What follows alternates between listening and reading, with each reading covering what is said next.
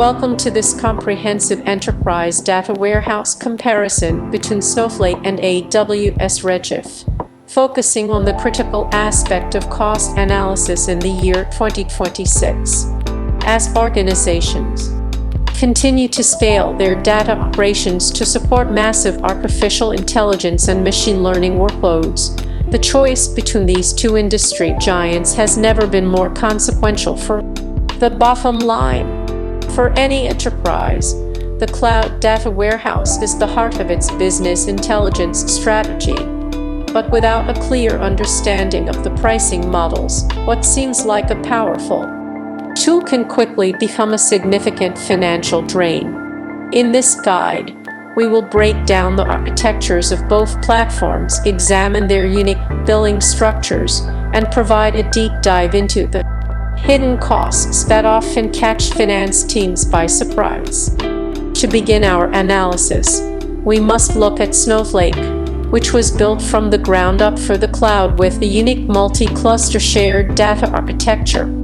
The primary philosophy behind Snowflake is the total separation of storage and compute, which allows you to scale each resource independently.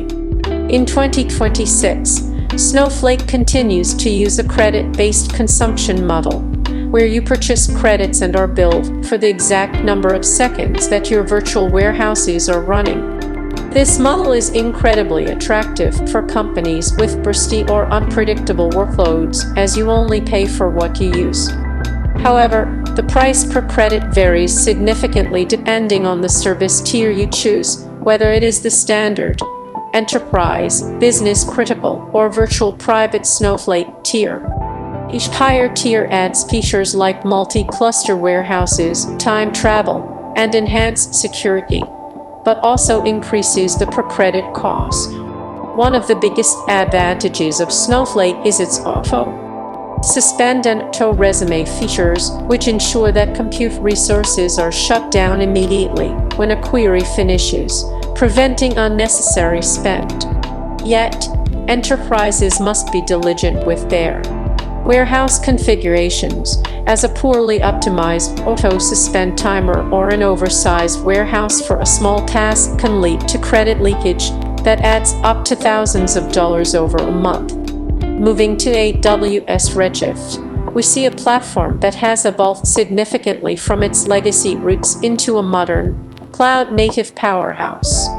Redshift originally operated on a provisioned model, where you paid for a cluster of nodes 24 hours a day, regardless of usage.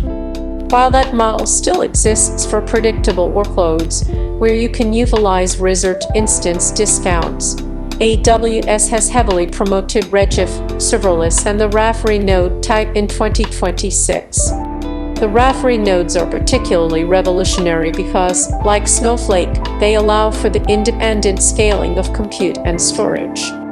Redshift uses managed storage that automatically moves infrequently accessed data to S3, which is significantly cheaper than high-performance SSD storage.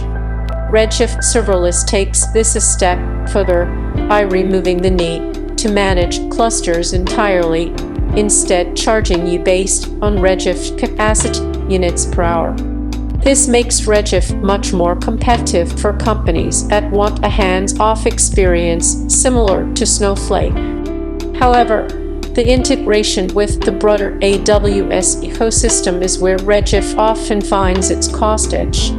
If your data already resides in S3 and you use AWS Glue for ETL and Amazon SageMaker for machine learning, the data transfer costs within the same region are often zero. This is a massive factor, because Snowflake, while available on AWS, is a third-party service, and moving massive volumes of data out of AWS and into Snowflake can trigger egress fees that are often overlooked in initial budget projections.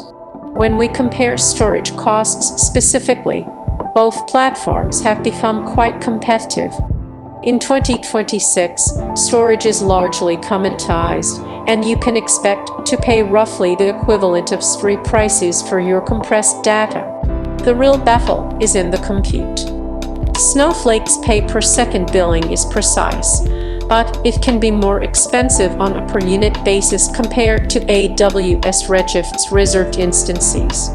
If you have a workload that runs constantly, such as a streaming data pipeline or a dashboard used by thousands of global employees around the clock, Redshift's provisioned nodes with a 3-year reserved instance commitment can be up to 50% cheaper than Snowflake. Conversely, if your data team only runs heavy transformations for 2 hours every morning, Snowflake's ability to spin up a massive warehouse and then vanish will likely save you money. We must also consider the administrative costs, which are often called the hidden taxes of a data warehouse. Snowflake is widely regarded as a zero-management platform, meaning you do not need a dedicated database administrator to tune indexes, manage vacuuming, or perform manual patches. This can save an enterprise the salary of one or more senior engineers, which should be factored into the total cost of ownership.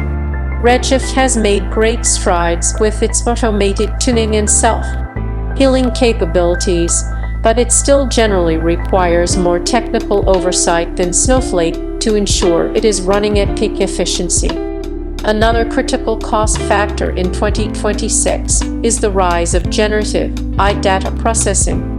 Both Snowflake and Redshift have integrated large language model capabilities directly into the warehouse. Snowflake's Cortex and Redshift's AI features allow you to run inference on your data without moving it. While this is incredibly efficient, it consumes significant compute credits. In our analysis, we found that Snowflake tends to offer a more unified pricing for these AI features, whereas Redshift's costs can be fragmented across various AWS services like Bedrock and SageMaker. For global enterprises, the cost of data sharing is another differentiator. Snowflake's data cleanrooms and its marketplace allow you to share data with partners without physically moving it, which avoids egress costs and simplifies the billing for collaborative projects. Redshift offers similar functionality through Amazon to Zone, but it is often viewed as more complex to set up. As we look at the financial operations or finance tools, AWS provides a more native experience with AWS Cost Explorer and Compute Optimizer, which give you granular insights into how your Redshift clusters are performing and where you can save. Snowflake has improved its internal cost attribution and budgeting tools, allowing different departments to have their